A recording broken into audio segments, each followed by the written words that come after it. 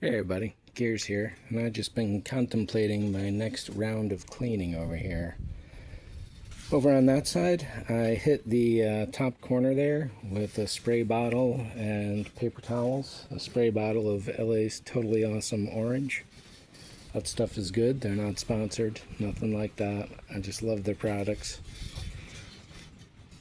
It's a good degreaser, and from over there I went over here, did the same thing, but then I went with a second pass with these brushes that I now have. There's a good one right there that I've been using a lot. So I'm just standing here looking at how I want to tackle this next. I managed to finish off the bit of engine block by using a nylon brush I had for my regular drill. So that was enough to at least get most of it going, but it's too big and heavy to get in any particular nooks and crannies like the little brass wire brushes. And consequently, I've only done so much down there and I can't get underneath at all. So that's done enough. Maybe someday I'll have money to pay somebody to finish that off and make it look nice. So next up, I'm going to try and hit that back wall back there, just spray bottle and the brushes and some towels, and work my way around. These hoses don't look like they'll be too bad to get. Then work my way into here.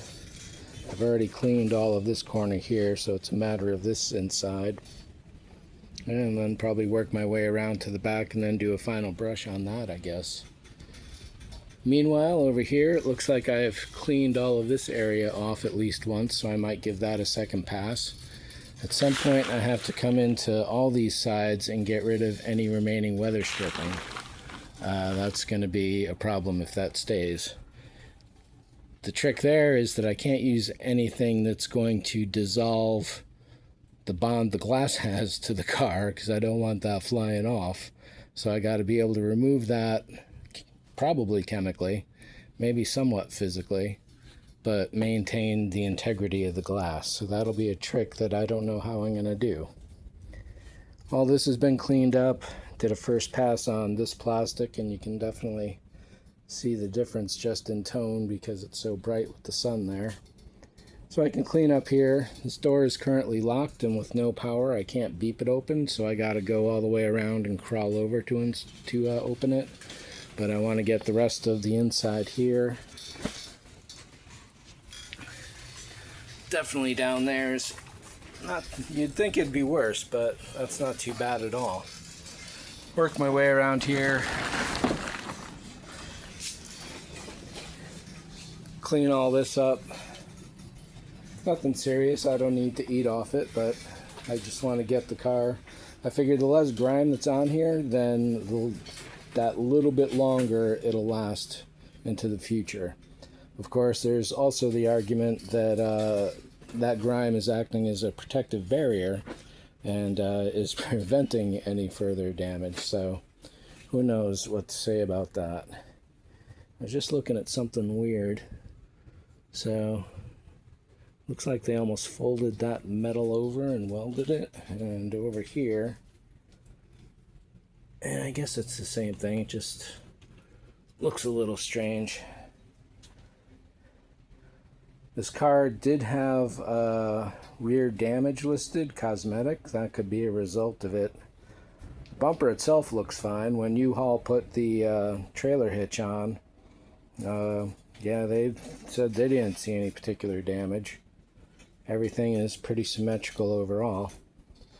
One thing I got a question for them is, what the heck is going on with this?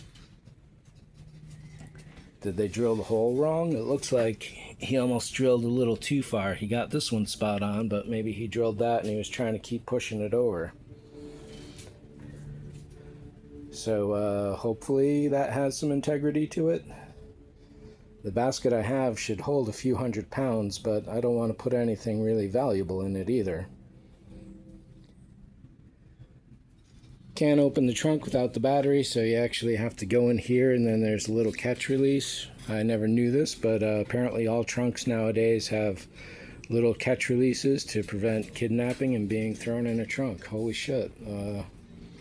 Yeah, it's awesome. It's too bad more people don't well, maybe they do commonly know that nowadays.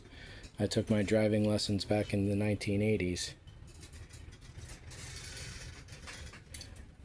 Over here, I think in a previous video said I'm going to have to redo the door hinges here. It's a little off center, but I also have to take all of this out. Not just for painting, but I'm replacing it for those longtime viewers. They're more than aware of this, but I cut out the same piece from another car. The repair shops told me $800 just to cut this one out and stitch it in. Crazy money for welding. So yeah, I gotta crawl way over there. I think there's some, oh yeah, it's pretty filthy down there too. So this whole interior needs to be cleaned as well. And entirely disassembled in this case. Over on this side, I am taking the mirror off. I'm taking the door handle out. This weather stripping comes off. Give it a nice paint on the outside. The other door will need some inside paint because it's currently white. And I want to make it yellow. So yeah, cleaning.